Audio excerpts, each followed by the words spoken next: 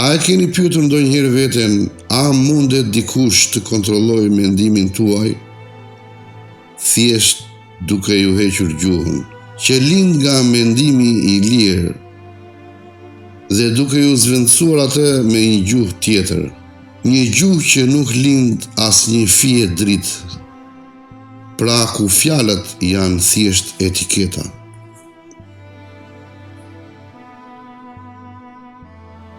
Kjo pra është metoda më e vjetër e kontrollit të njeriut, jo me zinxhir, jo me dhunë, por me fjalë. Të ndërrojë gjuhën e bashkë me të japin një tjetër mënyrë të menduarit. Një mendim që nuk është më yti, por është ai që ata duan që ti të kesh.